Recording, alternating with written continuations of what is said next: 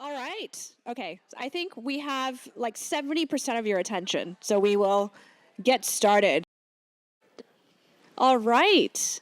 So, good afternoon. We've made it to the last panel discussion. So I want to welcome everyone. Thank you for joining us in this discussion on consumer centricity. I know you've all been waiting for this, and here to join me is MaryAnn.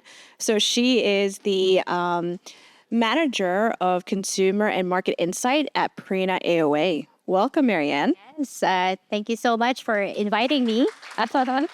Thank you for the warm welcome. I've had the privilege of meeting some of you during the dinner last night, and I can say it's really very interesting. The work that you all do is very interesting, so I feel very honored and privileged to be invited to actually share what I know about consumers in this part of the world. Awesome. So I think all of us here, we have investors, we have startups, and myself included. Getting a true gauge on the consumers in this region is very difficult. You know, it's either very expensive to buy research reports, but doing experimentation can also be quite time consuming. And I think oftentimes we find that even with lots of A/B testing, we're still getting a very incomplete picture of our users. So based on your experience, what can you share with us in terms of, good practical ways we can get these insights? Yeah, I think that's a very good question, right? And I think we're all faced with this question of how do we get data? Where do we get sources of insights? And I must say that even I myself working in Purina, right, where we have more access to a lot of information, we still have to be practical. We still have to be tactical and resourceful in the way we go about getting information, because funds are not unlimited still, right? So I would say the first step that I think if we want to understand more about the category, I would say that the first and very important step is really to do exploratory research. Now, what I mean by exploratory research is that, it's really going out there to talk to your neighbors who have pets, your friends, your family, your colleagues, right? And there's no harm in talking to them because at the end of the day, just as I myself am a consumer, they are also consumers and they can also be sources of rich insights, right? And you don't need a research agency to do that for you. You're simply having a conversation with them, asking them what are their experiences when it comes to taking care of their pets? What are the challenges that they're facing, as well as, what motivates them? What's important to them in the aspect of pet care, how they take care of their pet, what's important in their food, and why is it important to them, right? So it's simply asking these questions and starting to get a sense of, you're going to start hearing recurring answers and themes, right? And that gives you a sense of, oh yeah, this is how the category is looking like, right? And sometimes you can actually even bounce off rough ideas with them and see just how they respond to it, right? So, and really, you might say, yeah, it's qualitative, it's not really objective. I would say don't miss this step still, because what this step gives you is that it helps point you in that direction. It gives you a sense of direction as to where you start to, maybe dig a little bit deeper and start exploring. So it gives you avenues to explore further. So don't miss that step. And I would say another practical way would be to actually go and talk to a vet.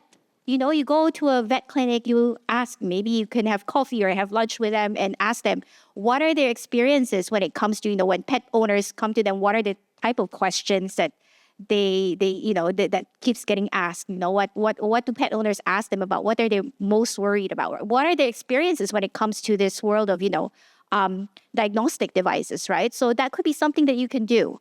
And go visit a pet store, right? I do that. Like, I encourage my marketing people as well to do that. Go visit pet stores and just walk around in the grocery pet food aisle or even pet stores and just see what's on shelf. Sometimes, when you look at the amount, of a certain amount of product, the amount of shelf space that a product takes up on shelf is sometimes a good indicator as to what's really popular, what's trending, and what consumers are looking for. So don't miss these kinds of steps that you might say, oh, I don't need to do that. But sometimes you might be able to discover something that you haven't really, observed before. And I, for one, actually also observe how shoppers go about shopping And sometimes you would overhear them what type of questions are they asking the staff? What are they looking for? So that's another way. And there's also one way that I say is quite exciting. Look into parallel categories, and because pet humanization is an overarching trend in pet care, there's a lot that we can actually learn from and take inspiration in the human world. So in the human world, if you see a certain solution, a certain product or service or innovation that seems to work in the human world, that's a good inspiration. You start to understand why, how did they come up with this solution? Why did they develop that solution, right? And more or less, you could start to draw parallels as to how it could actually potentially trickle down into pet care, right? And maybe I could give you a couple of examples, like the classic one, pet wearable technology, right? So it started off in the human world. Now we're seeing it trickling into pet care as well. And it's not just in the world of devices, like you guys know, smart feeders, nannies, robot nannies for cats and all that. But if you look at another interesting parallels, right, is in the personal care category. Dry shampoo has launched a few years back in market. And now in pet care, what we're seeing is waterless shampoo for dogs and cats. And if you see why, it's because they are tapping into a very relevant consumer pain point for cat owners. When you have a cat, and I guess Athena, you would have this experience. You know how cats generally hate water, and it's so stressful to actually groom them, right? It's both. It's grooming for cats is like a stressful experience for both the pet owner and the pet, right? You have to learn how to crate them, take them to the groomer, or have the groomer arrange to come over to your house. It's a lot of logistics required, right? So what the solution of waterless shampoo for pets, what it takes away is that stress to the pet, in that whole grooming process, right? And so that's where we kind of like see, where can you draw parallels from the human world, the solutions in the human world, and how can that actually translate into pet care? And most often than not, there's a lot. There's a lot we can actually take inspiration from on that one. And I would say as well, right? Like ZoomVet is also one that's quite relevant in terms of the convenience. ZoomVet is satisfying the need for the consumer in terms of the urgency, in terms of the information I need and accessibility to health information. So yeah, there's a lot that we can learn from the human world. And yeah, I'm going on and on. There's a lot more. But yeah, I guess at one point, I would say, of course, right, when you do exploratory research, there will come a stage after you've built enough scale in your business and you've had enough consumer engagement, at some point, you will have to, of course, definitely do proper research in that sense, and you would have to invest, right? And I would say that is also an invaluable part of the process of optimizing. Because I myself in Nestle, I am privileged to actually be exposed to a lot of these new tools and services, and especially methodologies as to how you actually address a business question or a business issue. So it's eventually something that you will at one stage have to consider investing on as well. Yeah, because it's going to provide you more objectivity as well as helps you to prioritize as to where you really need to focus on. Yeah. Yeah, that's a great reminder for us that it's important to do that good old-fashioned consumer outreach. We often neglect it. And as a startup founder myself, I think a lot of times I hide behind my computer and I say I'm very product-driven. But what ends up happening is you tend to get this nudge bias from your consumers. You don't really actually know what they want, even though you're building this product. So for us, I think what we are very interested in is to build this bottoms-up approach and doing this very routinely and getting customer feedback. Now, switching gears, I think top-down is also very important, right? So I think paying attention to trends, and a lot of the startups here today are servicing some of the trends that are out there right now. So based on your research, what do you see are coming trends and what are growing drivers in the space? Yeah. So there are definitely a lot of trends happening in pet care category, and as with all trends, they all have a life cycle, or trends evolve to become something else. So like you would know already, there are trends that already have actually become mainstream, like grain-free diet, like ancestral and raw type of diet. You see more and more of it on shelf, and even in direct to consumer kind of business models as well. So that is kind of like what you call a mainstream trend. And then there are also some trends that are still emerging. Like, for example, the trend of alternative proteins or meat-based, alternative proteins or insect proteins, right? So meat alternatives for that matter, right? So I think this trend is a space that we need to watch out for. And depending on the discourse, on the conversations that are happening as to how sustainability is becoming more, more pervasive, and the conversation on how the conversation on sustainability evolves will also impact how that trend of insect protein and meat, plant-based alternatives and all those types of meat alternatives will evolve as a trend. So that's something to watch out for. And if I look at, hearing from what I've seen so far, and for what I've been hearing so far, right? I think there are two trends that would actually be most relevant for the audience here, and that would be the trend of in pet care that we see what we call in Nestle Purina as anytime, anywhere.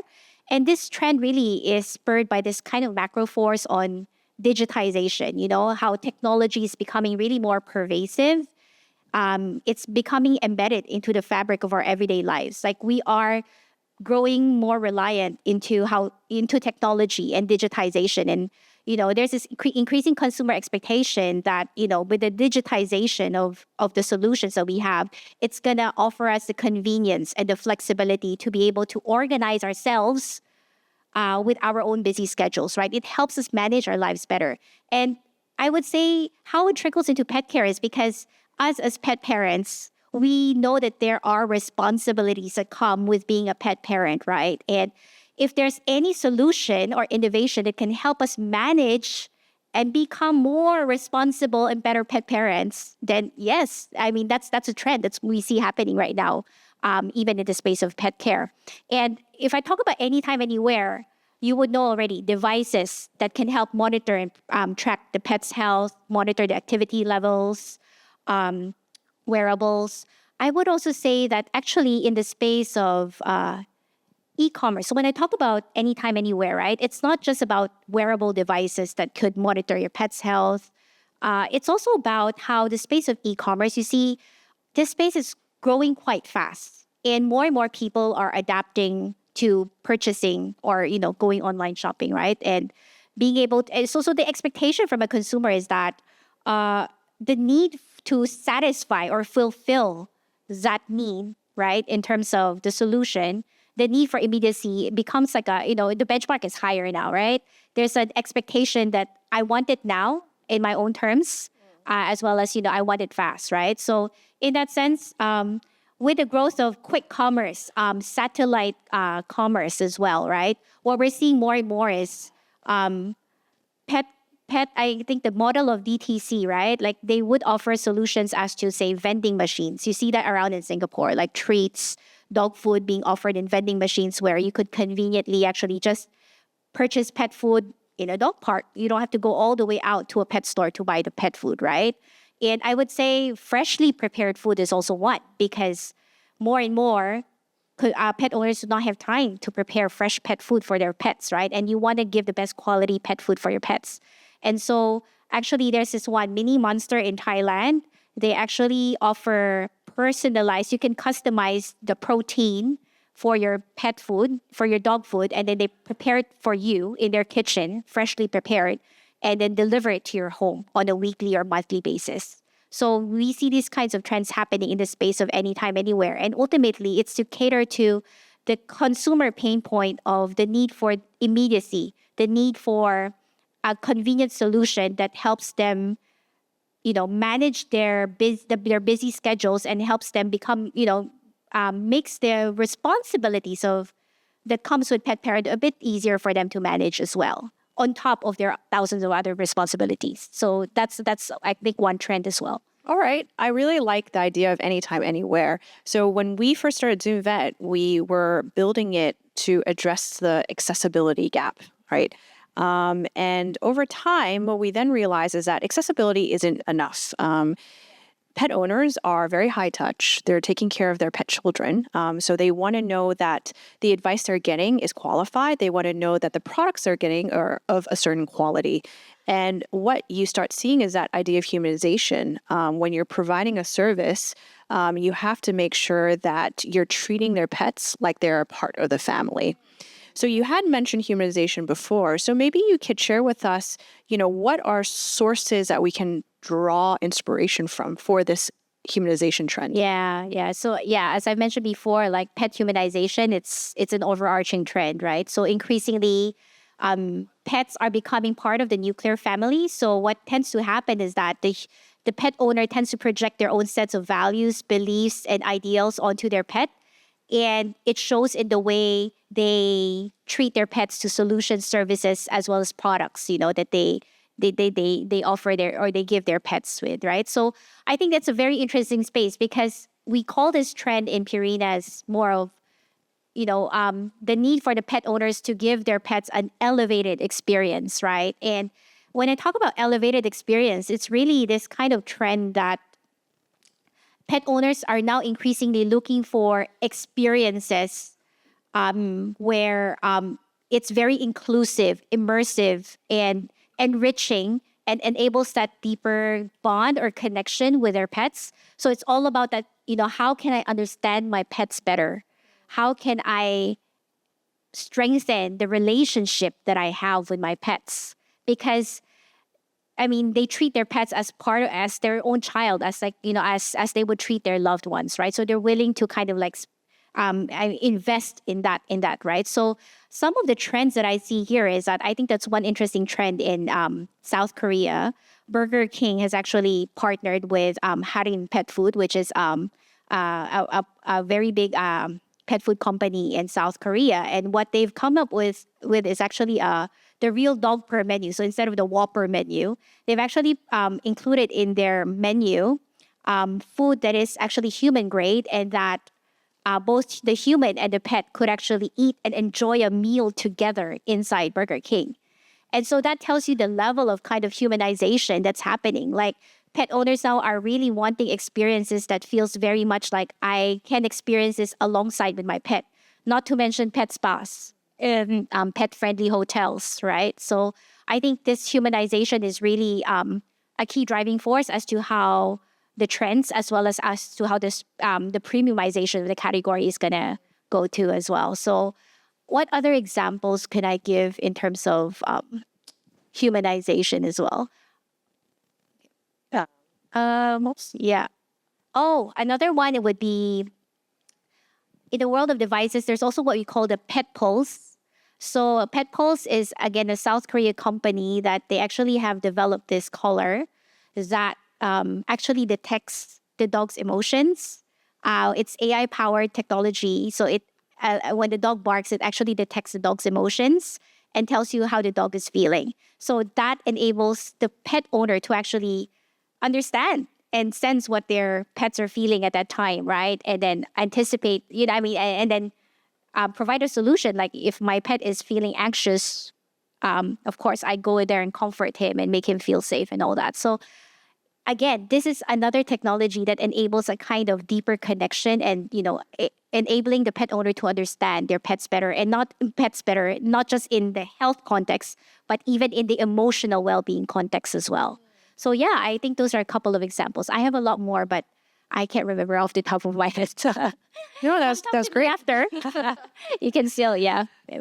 So when you talk about elevated experiences, right? I think in my head, I always go to something that's very high touch, that's offline. But a lot of the companies here actually leverage on technology and are very, very much online focused. So what would your advice be in terms of startups balancing that very tactile, very offline sort of experience? And do you think that's an important element for startups to consider? Yeah, that's a very interesting question. And let me address it in two parts, right? So I think the first question of do we see propensity for a certain touch point, online, offline, in this part of the world? I would say the practical answer to that, it will always be a mix of online and offline solution. And that's because, for me, I think it's more than asking whether it's online or offline. why not reframe the question to ask ourselves, what is really the fundamental, the key pain point and challenge that we're trying to address for the consumer, right? What is that key challenge first? Let's understand that fully. And then the solution to address that pain point will naturally follow, be it an online, offline, or a hybrid solution. So maybe let's take ZoomVet as an example, right? So you mentioned that you started off as a tech-driven company. It's an online solution, right? With that, why did you think up of an online solution rather than an offline solution to what you do for ZoomVet? So we started the platform in order to address the first questions that pet owners would have and would need an immediate response to. So a lot of it would be advice-based, triaging-based. And the whole idea is that if I'm at home and I'm not sure whether I need to go to a vet, I would be able to help them. And that was really the idea of leveraging on technology to provide that immediate response to them. Yeah, and I can see, right? Because you are addressing the pain point of the pet owner's need for immediate access to information that would help them around that time, and naturally it points to an online solution, right? But what's good about it is that you're starting to see that as you scale your business, right? You're starting to see like, oh yeah, there are people, a segment of people that are actually naturally takes to online solution. It's like no brainer. They take to online solution and they appreciate it, right? But then as you grow your business and scale, you start to see like, oh, there's actually another set of people that I'm noticing that's not really taken to that online solution. I mean, there's some sort of inertia. They prefer offline touch points, right? And that's a good thing. Sorry, I digress a bit because I want to point this out. It's a good thing because that means you are constantly observing how the consumer is evolving in especially this part of the world, right? And you notice that, oh yes, this is a gap I need to address because whilst my solution is addressing a pain point on accessibility of information, it only caters to those who can easily adapt to that online modality, right? But what about those that still prefer the offline, the human touch, the human kind of interaction, right? Then the question becomes, do I have to go offline? I don't know. I don't know the answer. But I think I would encourage you to think about it, take a step back and think, maybe it's about understanding why have they not taken to the online solution and what's preventing them from doing that.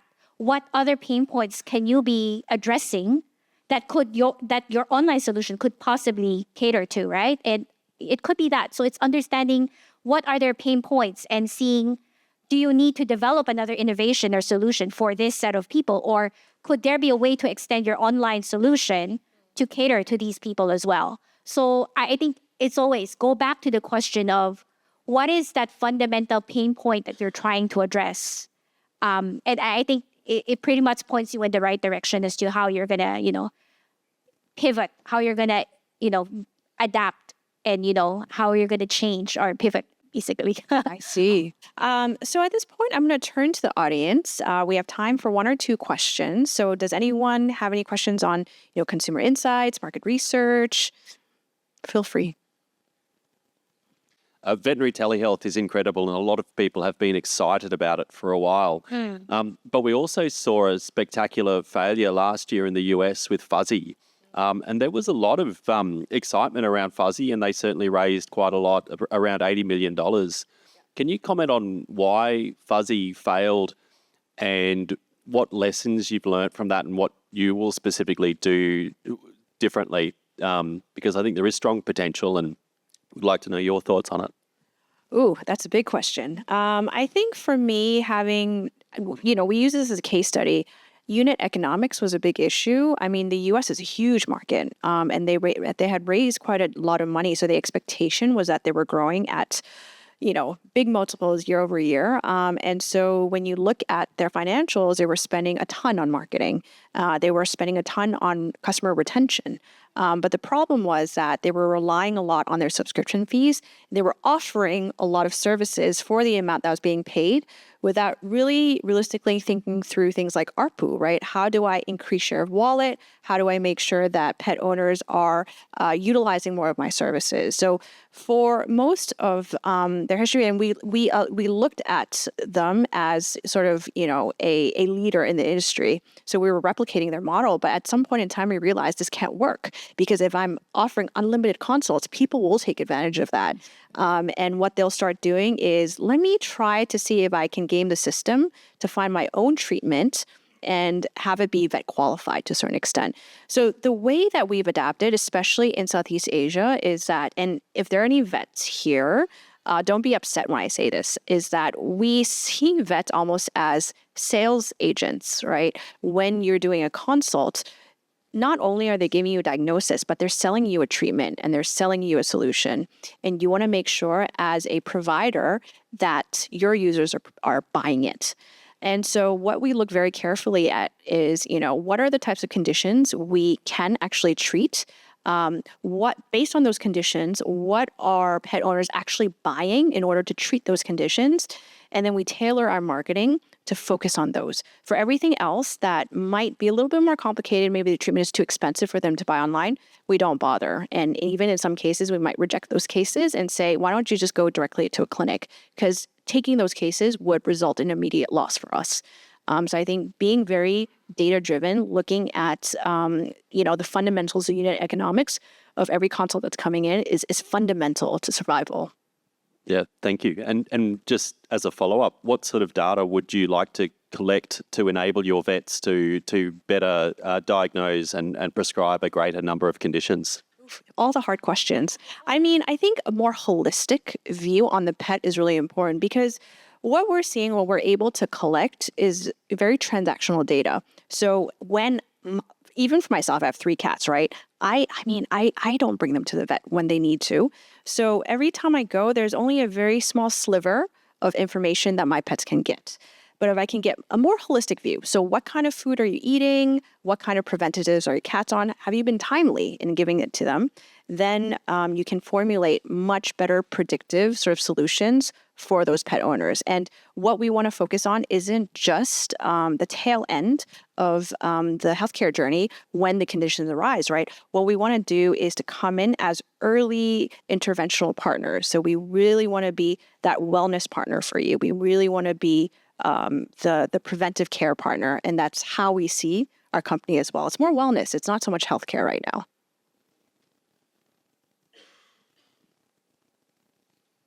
Any other questions? Any other questions? All right. It's been a long day. All right. Well, thank you so much, MaryAnn, for all of your insights. Thank you.